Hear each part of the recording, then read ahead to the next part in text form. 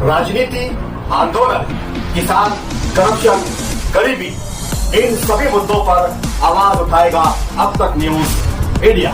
सत्ता के आगे जब भी सवाल कमजोर पड़ने लग जाए तो सवाल उठाने पड़ते हैं।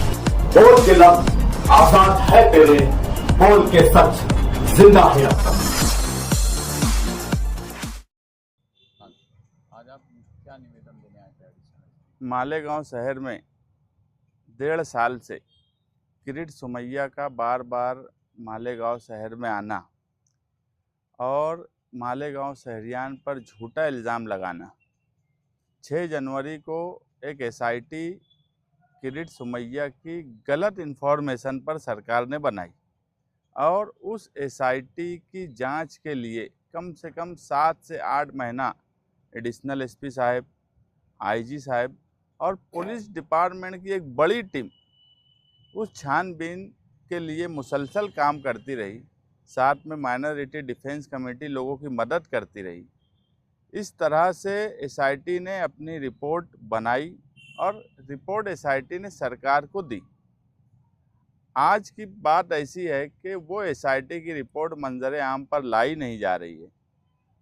अगर इतने ताम झाम से और मालेगांव शहर को बांग्लादेशी रोहिंग्या के नाम से बदनाम किया गया तो अब मालेगांव शहरियान भी ये चाहते हैं कि एसआईटी की रिपोर्ट क्या है उसको मंजर आम पर लाया जाए। कितने रोहिंग्या हैं, कितने बांग्लादेशी हैं, कौन है, ये पूरा शहर जानना चाहता है।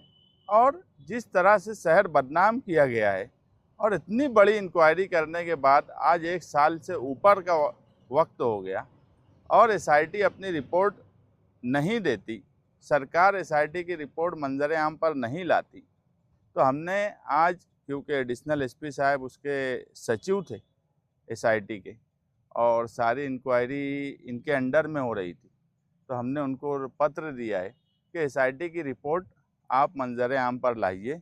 दूसरा ये कि किरीट सोमैया का मालेगांव आना और बार बार मालेगांव शहर पे अलग अलग इल्ज़ाम लगाना, हर मर्तबा मुँह की खाना पड़ती है किरीट सोमैया को, मगर उसके बावजूद भी वो कोई ना कोई ऐसी बात बोलकर चले जाते हैं जिससे मालेगांव शहर बदनाम होता है। कल के वक्त में वो यहाँ आए, एडिशनल एसपी साहब से मिले और उनकी इस ऑफिस के बाहर मीडिया को ये बोलना कि मालेगांव शहर आतंकवादियों का अड्डा है, हम इस जुमले की मजम्मत भी करते हैं और उसके साथ साथ उनके ऊपर कार्रवाई होना चाहिए, क्योंकि 3460 लोगों पर यह कहा जा रहा है कि ये आतंकवादी हैं। उसमें प्रभाग 1 के भी लोग हैं। मैं इससे पहले महासभा में एक दीपक भोसले की मिसाल दिया कि उनका भी जन्म दाखिला रद्द हुआ है। कई मराठा प्रभाग 1 के जिनके जन्म दाखिले बने उनके भी रद्द हुए। तो क्या मालेगांव शहर में प्रभाग 1 और प्रभाग 2, 3, 4 इन सारे प्रभाग में जन्म दाखिला बनाने वाले लोग दहशतगर्द हैं क्या?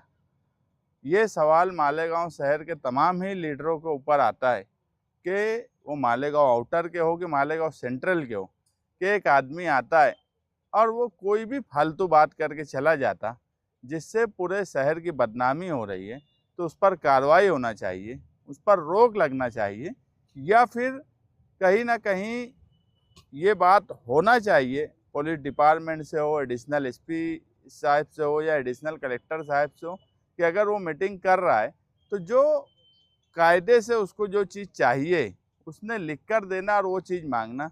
सिर्फ प्रेशर में, दबाव में लोगों से काम करवाना, लोगों को तकलीफ़ देना और उसके बाद इस तरह का जुमला बोलना, ये बराबर बात नहीं है। मेरी माइनॉरिटी डिफेंस कमेटी के जो सीनियर वकील है एडवोकेट अजीम खान साहब, उनसे बातचीत हुई। वो डिफेमेशन का केस इनके ऊपर, किरीट सोमैया के ऊपर दाखिल करने वाले हैं। अब हम दोनों तरफ लड़ाई लड़ेंगे। आसिफ शेख साहब ने कल बम्बई में, हम साथ में थे, जन्म दाखिले वालों की तारीख थी, वहाँ से उन्होंने बयान दिया कि अब अगर किरीट सोमैया मालेगांव आएगा तो उसको मालेगांव की चाहत के मुताबिक जवाब दिया जाएगा। इसी तरह से माइनॉरिटी डिफेंस कमेटी की तरफ से एडवोकेट अजीम खान साहब डिफेमेशन का केस भी दाखिल करेंगे। अब हम भी उनको कोड में बुलाएंगे। वो अभी तक अपनी मर्जी से मालेगांव आते थे, अब हमारी मर्जी से वो मालेगांव आएंगे।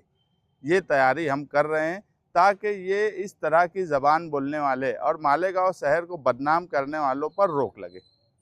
तुबा कॉस्मेटिक कंप्लीट स्किन सॉल्यूशन आपके लिए लाया है धूप से बचाने वाली डे क्रीम, सौले चेहरे को गोरा करने वाली नाइट क्रीम, फुंसियों के लिए TC skin cleaner and serum, सर्दी में जिल्दों को ताजा रखने वाला मॉइस्चराइजर, 7 दिनों में गोरा करने वाली क्रीम, आंखों के नीचे कालापन को दूर करने वाला टीसी डार्क वे सीरम, हाथ और गर्दन का कालापन दूर करने वाला साबुन। हमारा पता याद रखें, कुसुम्बा रोड, औलिया मस्जिद के सामने, तुबा कॉस्मेटिक कंप्लीट स्किन सॉल्यूशन।